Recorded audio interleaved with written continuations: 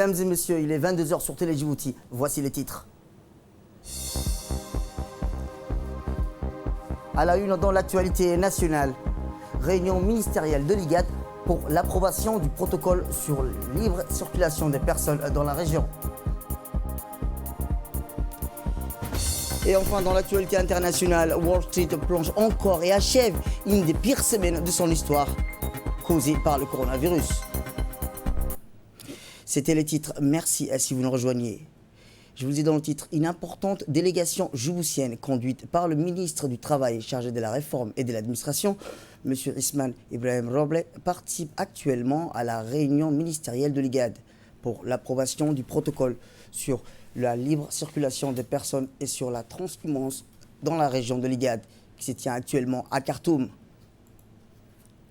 Organisé sous le patronage du Dr Abdallah Hamdok, Premier ministre de la République du Soudan, la réunion ministérielle a réuni entre autres les délégations de 7 États membres de l'IGAD, conduites par les ministres du Travail, de l'Intérieur, des Affaires étrangères respectives et les représentants des organisations régionales et internationales et plus de 100 personnes.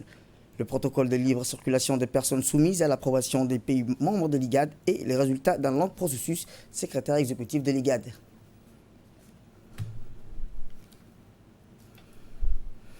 Dans son discours, le ministre du Travail, M. Ismaël Ibrahim Roble, a déclaré que la République de Djibouti, que je l'insigne honneur de représenter à cette réunion, se souscrit aux objectifs et idéaux de ce nouveau protocole et noté avec satisfaction que les préoccupations et le caractère spécifique de notre pays ont été prises en compte dans la phase de mise en œuvre de la feuille de route, ce qui lui offre des possibilités de disposer d'une répartition du temps lui permettant de se préparer à la bonne exécution des dispositions d'audit à protocole. On écoute le ministre. Le choix, le privilège de vous transmettre les très chaleureuses salutations et le vœu de réussite formulés par votre frère, Son Excellence le Président de la République, M. Ismaël Omar Guelleh. Je voudrais également saisir cette opportunité pour féliciter les pays hôtes, un pays frère, un pays proche à Djibouti, pour les facilités et dispositions prises pour l'organisation de cet important événement. De même, je souhaite à mon tour, au nom du gouvernement de la République de Djibouti, exprimer mes sincères félicitations au peuple et au gouvernement du Sud-Soudan pour la signature de l'accord du gouvernement de transition et à ce titre féliciter l'IGAD pour tous les efforts consentis par l'IGAD et notamment par son envoyé spécial. On se réjouit vraiment de cet accord. Excellences, Monsieur le ministre de l'Intérieur du Soudan, Mesdames et Messieurs, nous sommes réunis aujourd'hui pour l'adoption du protocole de libre circulation des personnes dans la région de l'IGAD qui marque une étape cruciale de l'intégration régionale au bénéfice de nos peuples respectifs. Nous avons su montrer que nous partageons une approche commune de l'avenir de notre région.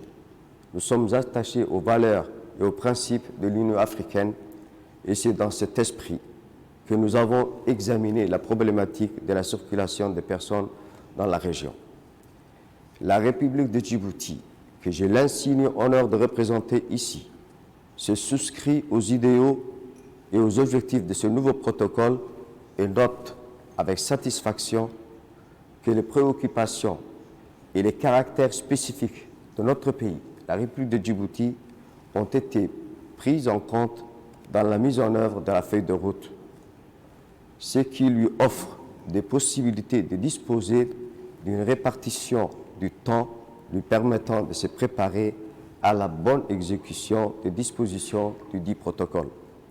À cet égard, nous soutenons la tenue d'une prochaine réunion de nos experts pour finaliser la feuille de route et intégrer nos préoccupations.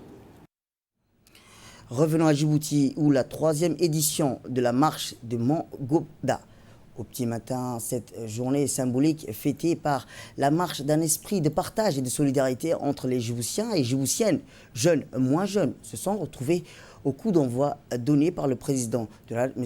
Aboïta. Notons la présence de plusieurs membres du gouvernement, des parlementaires, des diplomates, des personnalités civiles et onusiennes, de hauts gradés militaires aux côtés des participants réunis pour l'occasion. Sur les hauteurs de Randa, cette année encore, l'événement a vu la participation de plusieurs novices aux côtés des habitués de cette marche pour la protection de l'environnement.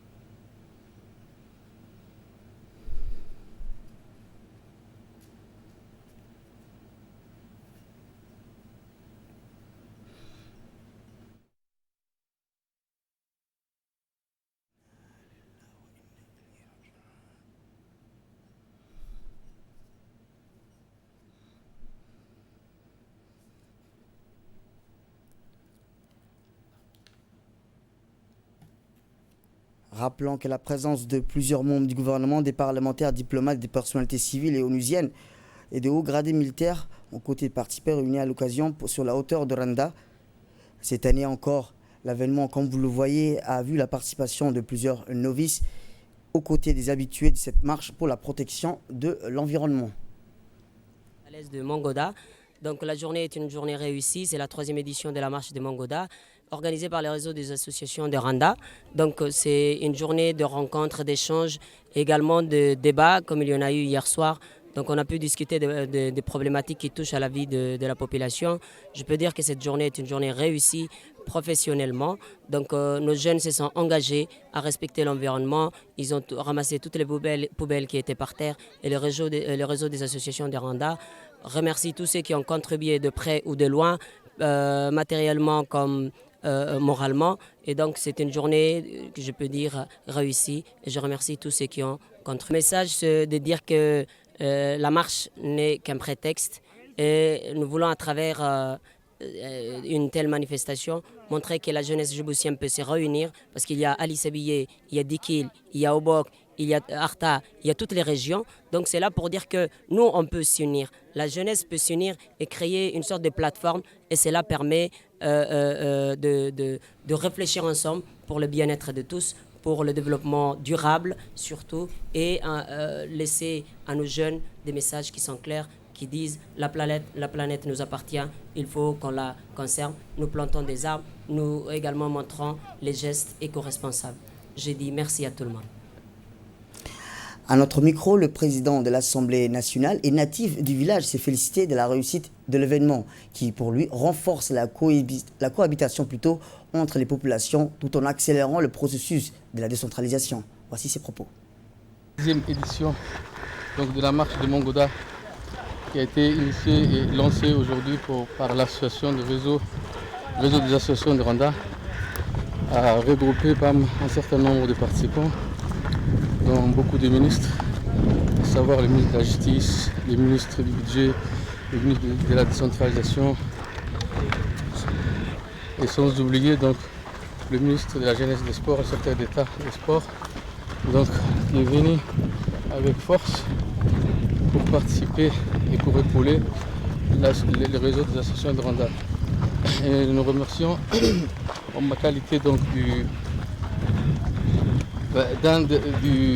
fils et natif du village de Randa. Je remercie l'ensemble des participants qui ont participé, et à savoir les différents corps donc, qui sont présents aussi, l'armée, la gendarmerie, la garde-côte qui est venue aussi en force. Et ceci démontre qu'il y a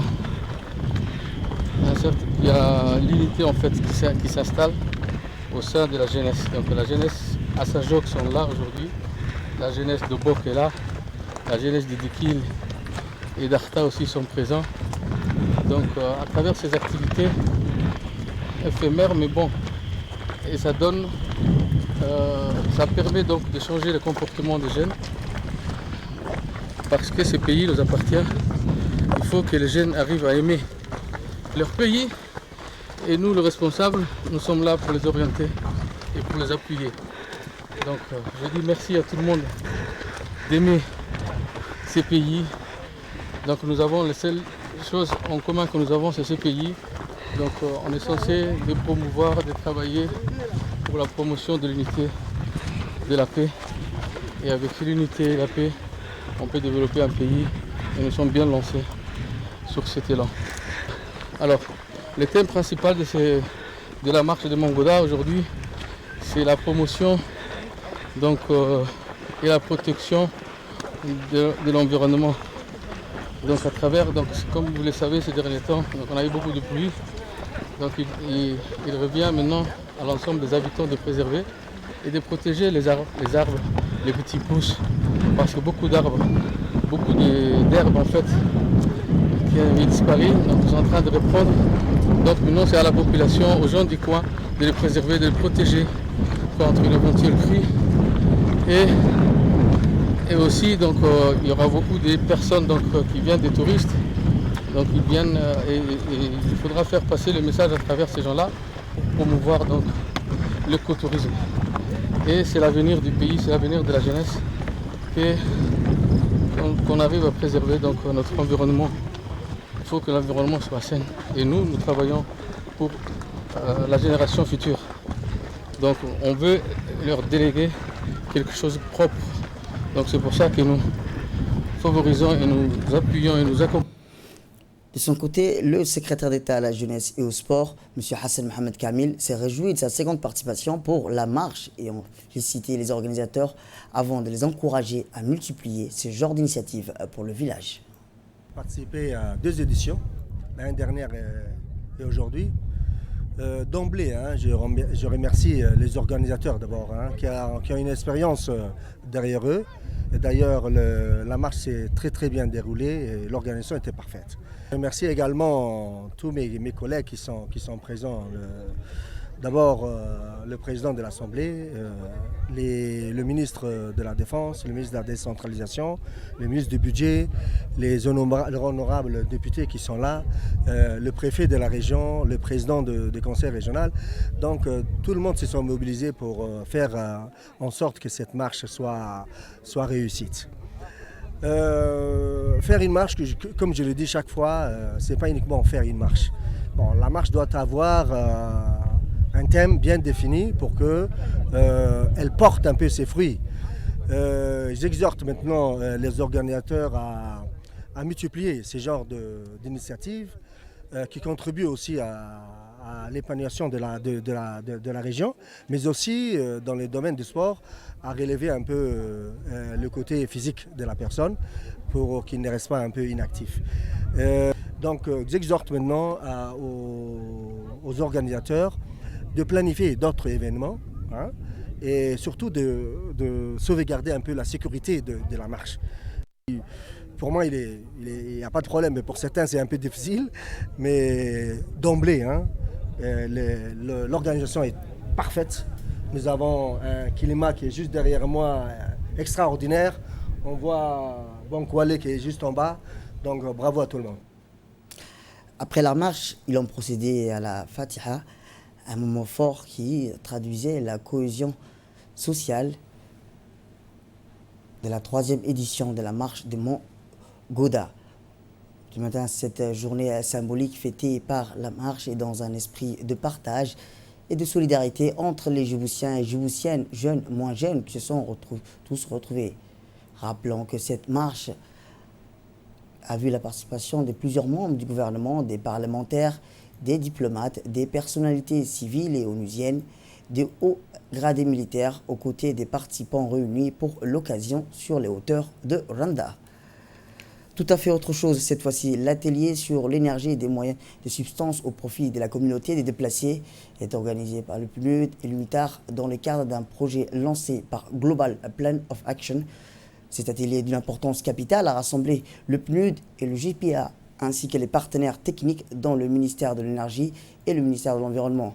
Cet atelier avait pour objectif de permettre l'accès à l'électricité aux personnes déplacées de force vivant à Djibouti afin de rendre meilleures leurs conditions de vie. Rappelons que Djibouti est une terre d'asile, un havre de paix, car elle accueille un grand nombre de réfugiés en provenance des pays voisins. Dans une allocution, l'ouverture, la représentante du PNUD, Fatima El Char, a souhaité la bienvenue à tous les participants de l'atelier de 2 jours et exhorté à œuvrer en apportant chacun en ce qui concerne une contribution efficace. Réfugiés et demandeurs d'asile depuis des décennies. Grâce à une volonté politique forte de la part du gouvernement, les réfugiés et les demandeurs d'asile sont placés au même pied d'égalité que les populations hôtes en ce qui concerne l'accès aux services sociaux de base. Sans l'intervention et la collaboration indéfectible des différents partenaires, cet atelier qui a pour thème l'énergie durable pour les communautés en situation de déplacement arrive à point nommé, car il contribue à trouver des solutions pérennes pour que les réfugiés et les communautés d'accueil puissent voir leur vie s'améliorer. Le directeur de l'énergie Goulet Ahmed Hassan et le directeur de l'environnement M. Hussein Rilash ont remercié dans leur intervention la représentante du PNUD, Fatima El Char, pour cette initiative pour lancer au profit des personnes déplacées. Eh bien, autre actualité nationale, l'opération d'enregistrement biométrique des personnes handicapées s'est déroulée ce matin à l'arrondissement 5. L'objectif de l'enregistrement biométrique est de mettre à jour les données à caractère socio-démographique des personnes handicapées et aussi les données à caractère médical des personnes handicapées, qui identifieront la situation de la personne handicapée ou non handicapée, la typologie d'handicap, handicap moteur visuel et psychique, auditif et intellectuel, handicap constitutif et maladie invalidante, le degré d'handicap et la possibilité de prise en charge par un organisme socio-médical de type d'accompagnement possible et adapté à ses besoins. Rappelant que c'est dans le cadre d'une vaste opération d'enregistrement biométrique des personnes handicapées à Djibouti, organisée par l'Agence nationale des personnes handicapées en partenariat avec le ministère de la Santé.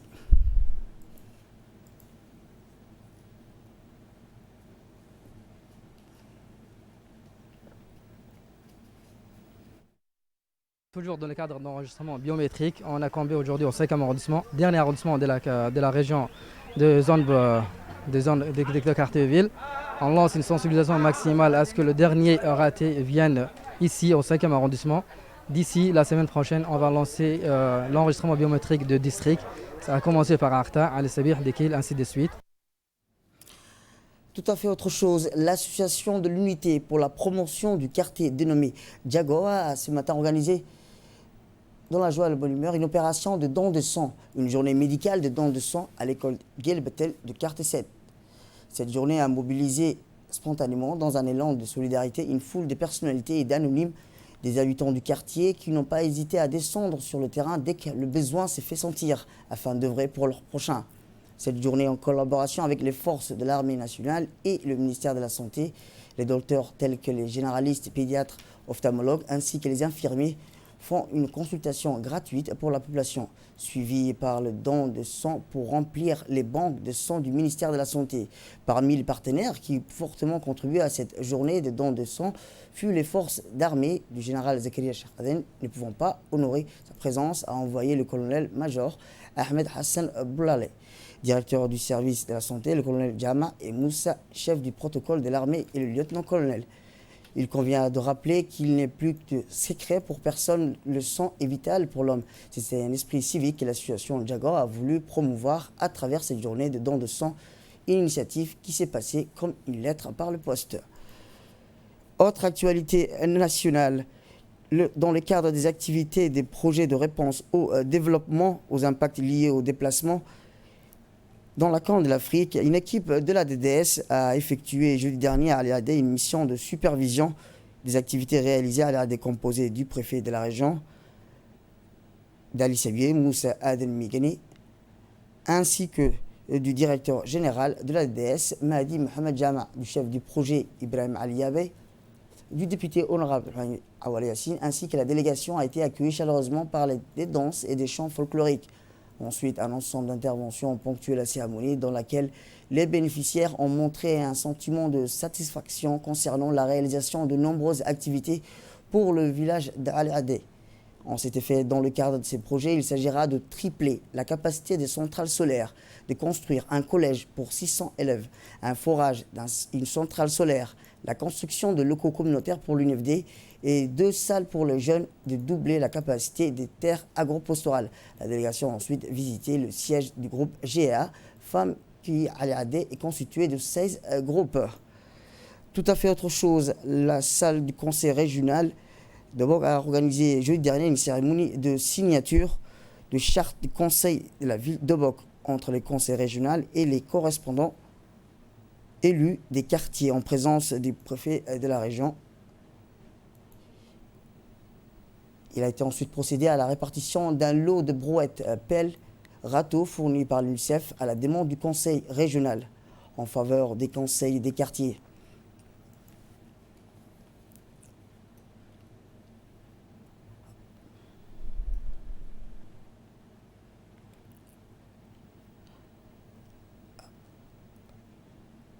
Rappelons que la charte a réuni et signée par les conseils du quartier de la ville de Bok et entre les conseils régionaux des correspondants, élus quartiers en présence du préfet de la région. Ensuite, ils ont procédé à la répartition d'un lot de brouettes et des pelles râteaux fournis par l'UNICEF. Et enfin, dans la page nécrologie, nous avons le regret de vous annoncer le feu de Feu Oumma Saad Ahmed Mohamed.